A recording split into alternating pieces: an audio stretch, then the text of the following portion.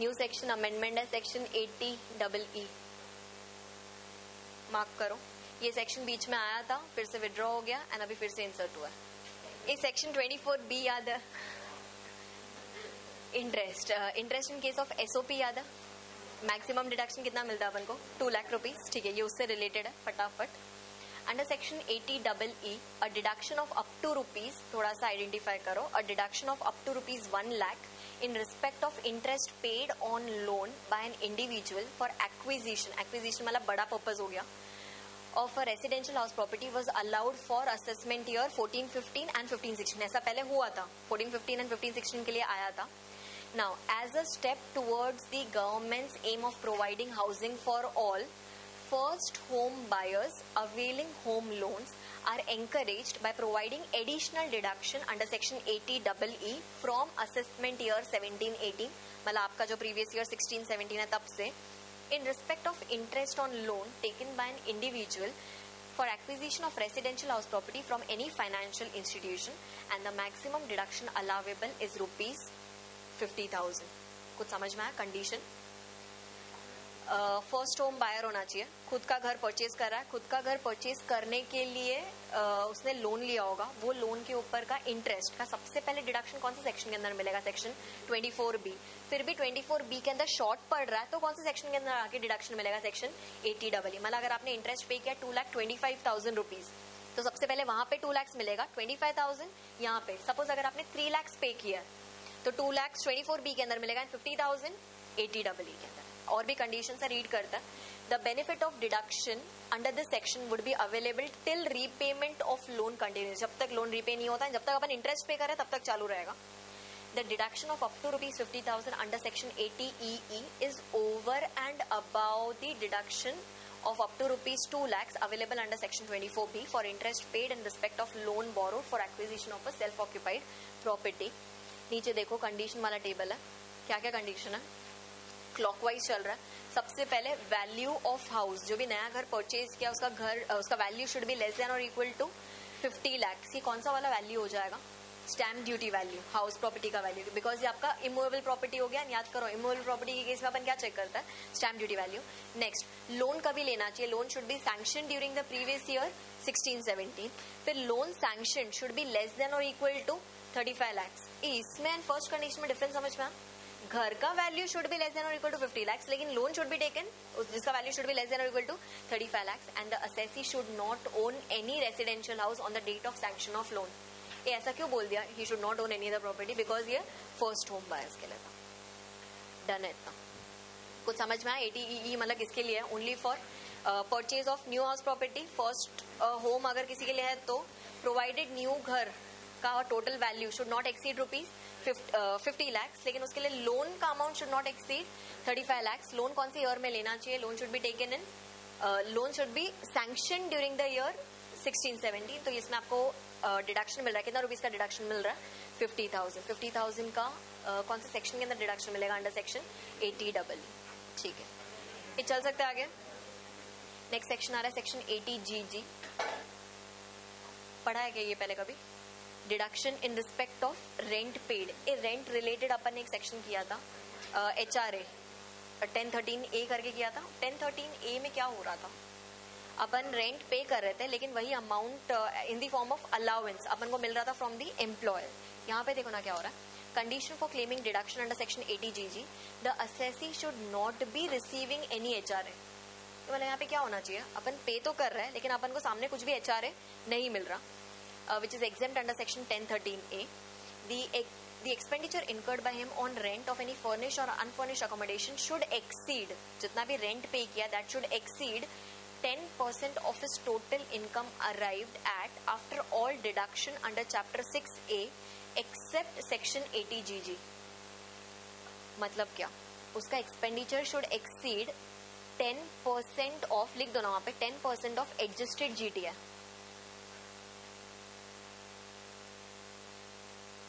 where adjusted GTI is equal to GTI minus all deduction except 80GG. Next, The accommodation should be occupied by the assessee for the purpose of his own residence. खुद वो घर में रहना चाहिए जिसके लिए वो rent पे कर रहा है. The assessee should fulfill such other condition. हाँ, इसको आइडेंटिफाई करो क्या ही है. The assessee should fulfill such other conditions or limitations as may be prescribed, having regard to the area or place in which such accommodation is situated and other relevant considerations. And the assessee or his spouse or minor child or HUF of which he is a member should not own any other accommodation at the place where he ordinarily resides or perform duties of his office or employment or carries on his business or profession. कुछ समझ में आ रहा है ये दोनों points का relevance? जो भी वो घर के लिए रेंट पे कर रहा है, पहली बात तो वो घर यूज होना चाहिए उसके खुद के रेसिडेंस के लिए. जो भी एरिया में वो घर सिचुएटेड है वही एरिया के आजू बाजू एरियाज में उसका खुद का या फिर उसके फैमिली का या फिर उसके फैमिली मेंबर का या फिर उसके HUF का कोई दूसरा घर नहीं होना चाहिए. ये रीजन समझ में आ रहा है? यहाँ पे लोग क्या कर सकते हैं? प्लानिंग कैसे करेंगे? ये वाला घर उन लोग क्या कर देंगे? रेंट वगैरह पे दे देंगे, which they will not show in their books of accounts. बराबर है. एंड उन लोग किसके साथ में जाके रहेंगे? कोई भी फैमिली मेंबर. एंड साथ में उन लोग क्या लेंगे? उन लोग क्या क्लेम करेंगे कि we are paying rent for that particular house and they will try to claim deduction under section 80GG. तो यहाँ पे क्या बोलने का कोशिश किया? जो भी पर्टिकुलर एरिया जहाँ पे आपका घर है वो एरिया के आजू बाजू एरियाज में आपका या फिर आपके फैमिली मेंबर का या फिर आपके HUF का कोई दूसरा घर नहीं होना चाहिए. और देखो कंडीशंस है. The deduction admissible will be least of the following. कितना डिडक्शन मिलेगा आपको? Actual rent paid minus 10% of the total income of the assessee before allowing the deduction, or 25% of such total income arrived at after making all the deduction under chapter 6 से but before making any deduction under this section. ये bracket का मतलब क्या हो गया? Arrived at after making all the deduction. ये total income is nothing but your adjusted GTI. क्योंकि ये वाले सेक्शन के लिए adjusted GTI का डेफिनेशन क्या लिखा था अपन ने? GTI minus all deductions except 80GG. And amount calculated. ये वाला लिमिट पहले 2000 रुपीज पर मंथ था which has now been increase to rupees 5000 per month. ये तीनों में से क्या करेंगे अपन? तीनों में से विच एवर इज लोअर उतने अमाउंट का क्या मिलेगा आपको? Deduction under section 80GG. यहाँ पे ये वाले सेक्शन के लिए आपको कुछ और बेनिफिट मिल रहा होगा क्या? एक्चुअली रेंट जो आपने पे किया कुछ भी बेनिफिट नहीं मिल रहा होगा. इसके लिए उन्होंने क्या किया? 80GG के अंदर बोला कि जो भी आपने रेंट पे किया उसका डिडक्शन मिलेगा. Next very very very very important section कौन सा बोल दिया चेक करो ना. 80JJAA. समझ लो बहुत सिंपल सेक्शन है. एंड इसके ऊपर एक सम भी है, वो सम भी इमीडिएटली कर लेंगे अपन. And that sum is as it is from your supplementary, तो एज इट इज एक्सपेक्ट भी कर सकते हो. एक और अपन ने क्वेश्चन किया था, कौन सा किया था जिसके ऊपर सम किया था? एलिजिबल स्टार्टअप वाला किया था, वो भी एज इट इज एक्सपेक्ट कर सकते हो. रीड करना चालू करता है, कंफ्यूजन मत क्रिएट होने देना. Section 80JJAA provides that deduction thereunder shall be available to an assessee deriving profits from manufacture of goods in its factory. Okay, मतलब डिडक्शन किसको मिलने वाला है? कोई तो भी मैन्युफैक्चरिंग एंटिटी है उसको मिलेगा. Accordingly, where the GTI of an assessee to whom section 44AB applies, to whom section 44AB applies मतलब जिसको टैक्स ऑडिट एज एप्लीकेबल या फिर जिसका turnover is more than 1 crore, includes any profits and gains derived from business, a deduction of an amount. Deduction कितना मिलेगा check करो. Of an amount equals to 30% of additional employee cost incurred in the course of such business in the previous year would be allowed for 3 assessment years, including the assessment year relevant to the previous year in which such employment is provided. इसका क्या मतलब है? किसका deduction मिल रहा है? 30% of additional employee cost. मतलब अपना factory था, फैक्ट्री के अंदर ऑलरेडी एम्प्लॉयज थे, वो एम्प्लॉयज के अंदर अपन ने और एम्प्लॉयज डाले. क्यों मैंने ऐसे और एम्प्लॉयज बोला? बिकॉज यहाँ पे किसका डिडक्शन मिल रहा है आपको? New employees, additional employees. अब उसका सबका डेफिनेशन दिया हुआ है आगे कि कौन कौन से एडिशनल एम्प्लॉयज हैं, कौन कौन से नहीं है. तो उसका 30% का कॉस्ट का आपको डिडक्शन मिलेगा. कितने ईयर्स के लिए डिडक्शन मिलने वाला है? Total for 3 years. नीचे आके चेक करो क्या बोला अभी. Conditions to be fulfilled. ये कंडीशंस आपके लिए नया नहीं रहेगा क्योंकि फर्स्ट कंडीशन देखो क्या बोला है. The business should not be form by splitting up और the reconstruction of an existing business. The business is not acquired by the SSC by way of transfer from any other person और as a result of any business reorganization. Amalgamation transfer से नहीं होना चाहिए, अपना नया नया started होना चाहिए. And the report of the accountant, accountant मतलब यहाँ पे obviously chartered accountant, giving the prescribe particulars has to be furnished along with the return of income. ये तो बेसिक कंडीशन था. इससे आगे मेन नोट्स आ रहा है जो पूरा का पूरा अमेंड हो गया.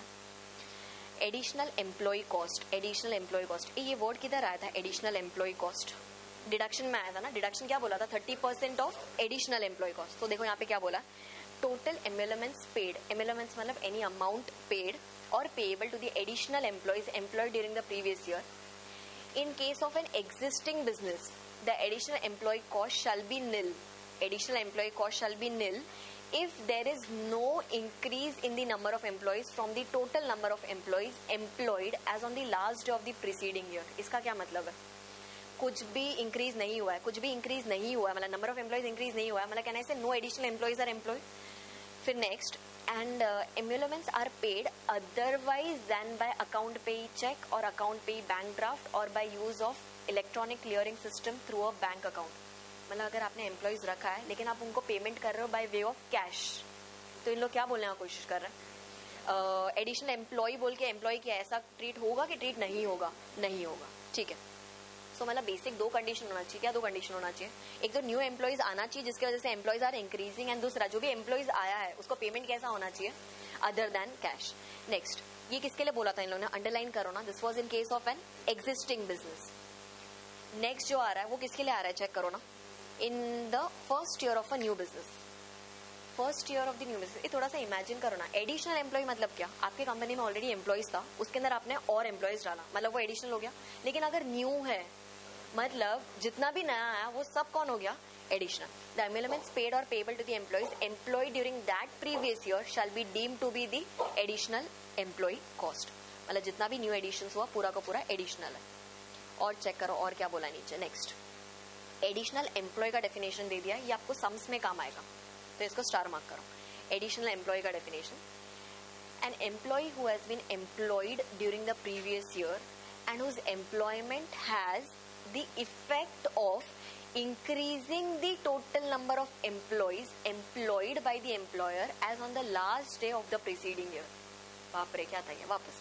N employee who has been employed, मतलब किसी को रखा है अपन ने during the previous year, and जिसको रखने के वजह से it has the effect of increasing the total number of employees employed by the employer as on the last day of the preceding year.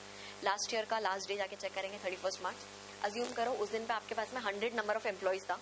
Current year में एक छोड़ के गया, उसके जगह पे अपन ने एक रखा. कुछ समझा मैंने क्या बोला? लास्ट टाइम पे 100 था, ये बार एक छोड़ के गया, जिस दिन छोड़ के गया उस दिन 99 हो गया, एंड वो 99 के बाद में अपन ने एक और रखा. तो वो एक जो नया रखा है वो एडिशनल एम्प्लॉय होगा या फिर नहीं होगा? नहीं होगा. क्यों नहीं होगा? Because number of employees as compare to the last day of the preceding year increase हुआ कि इंक्रीज नहीं हुआ? नहीं हुआ. मतलब रिप्लेसमेंट्स एडिशनल एम्प्लॉय है कि नहीं है? नहीं है. नेक्स्ट चेक करो क्या बोला. Exclusions from the definition. ये इंपॉर्टेंट है, चारों पॉइंट्स इंपॉर्टेंट है, रट्टा होना चाहिए. द एडिशनल एम्प्लॉय के एक्सक्लूजन्स में से first, an employee whose total emoluments are more than 25,000 per month.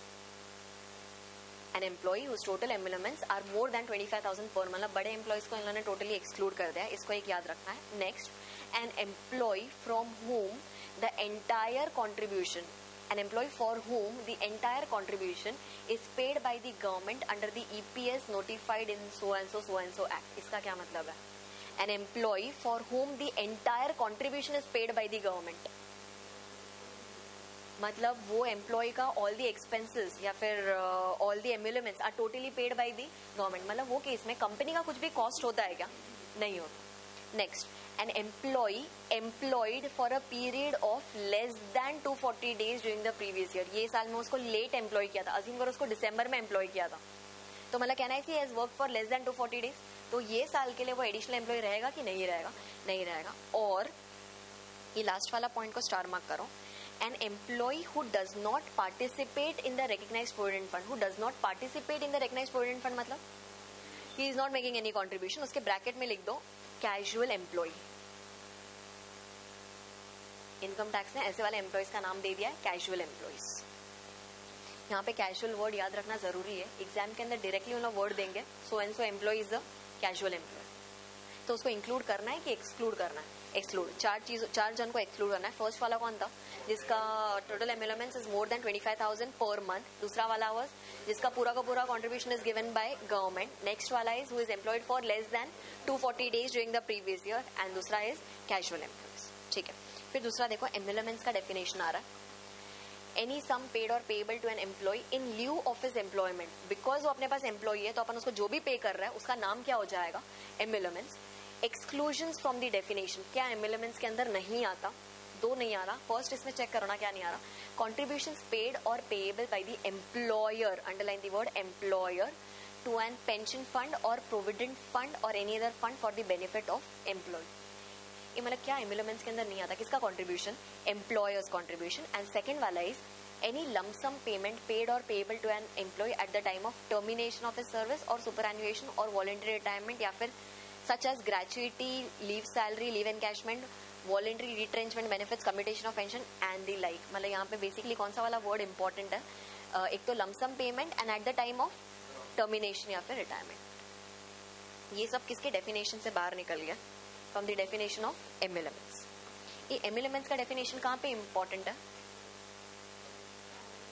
Salary. Salary मतलब कितना होना चाहिए उसका सैलरी? Not more than 25,000। उसके अंदर ये सब काउंट करना है कि नहीं करना?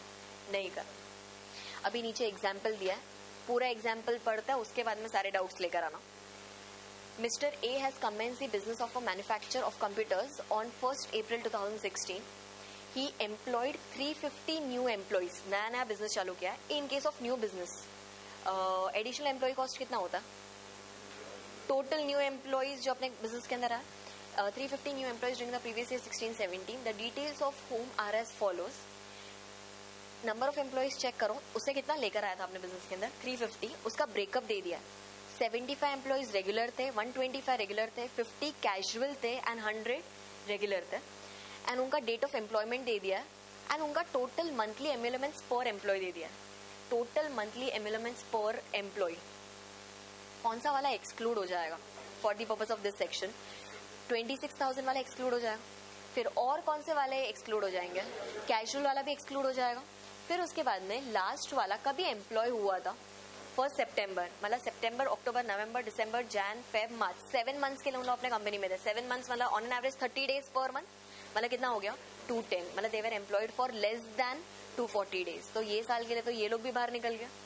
मतलब ये साल में 80JJAA का डिडक्शन खाली फर्स्ट कैटेगरी वालों के लिए मिलेगा, बराबर है।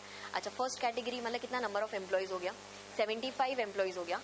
पर एम्प्लॉय को पर मंथ अपन दे रहे हैं 24,000। मतलब अपना टोटल एम्प्लॉय कॉस्ट कितना हो गया होगा? Total employee cost 75 into 24,000 into 12।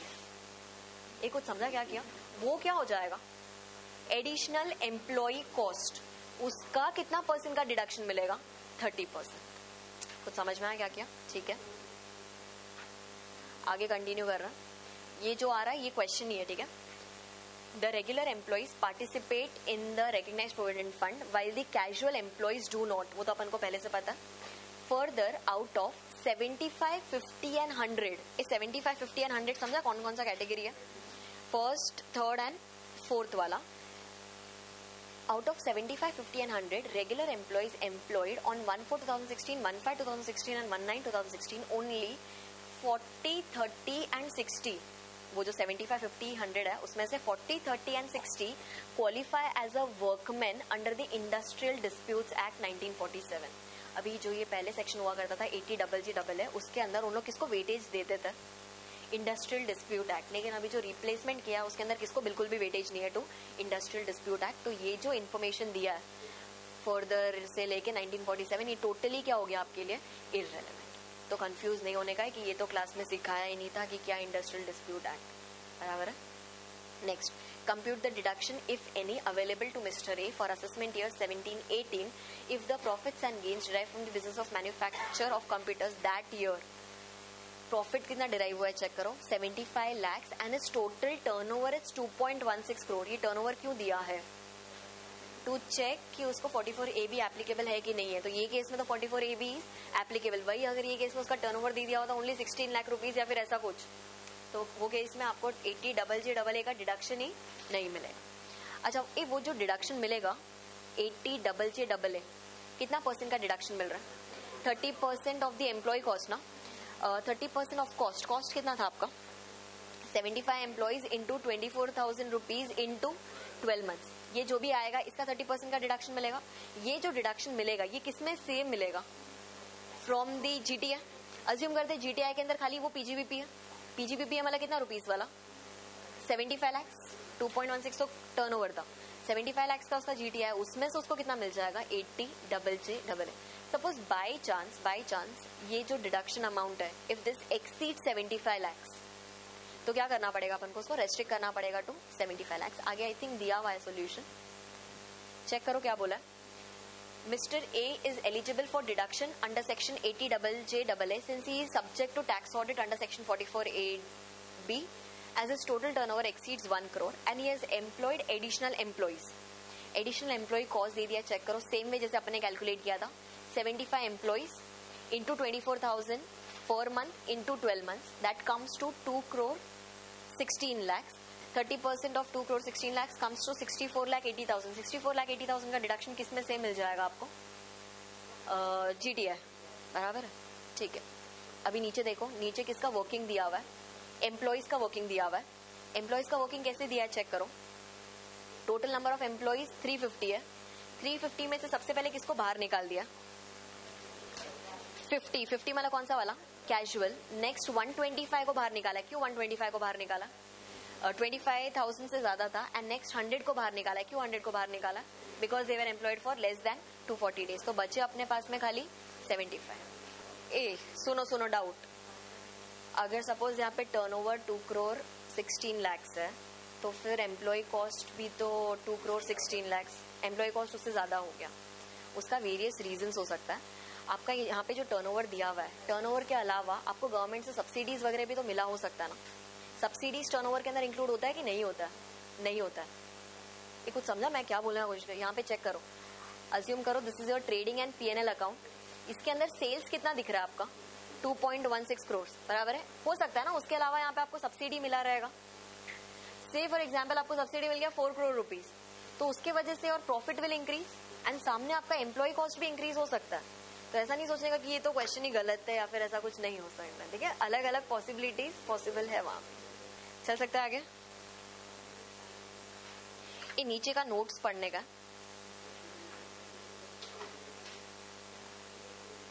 नीचे के नोट में स्पेशली लास्ट वाला नोट पढ़ना है, ये देयरफॉर वाला. एक बार रीड करो एंड आइडेंटिफाई करो क्या लिखा है उसके अंदर.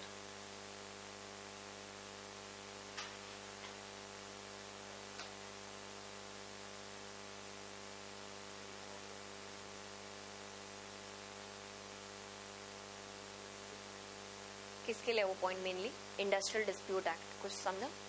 It is not necessary that the employ should qualify as a workman under the industrial dispute act 1947 for the employer to avail benefit under section 80JJA. मतलब ये वाले सेक्शन के लिए कौन सा एक्ट टोटली इररिलेवेंट हो गया आपका? Industrial dispute act. एंड उसके ऊपर वाला जो पैराग्राफ है वो उसका ही एक्सप्लेनेशन है. किसका एक्सप्लेनेशन है? More than 25,000 rupees per month, फिर less than 240 days per month, उसका एक्सप्लेनेशन.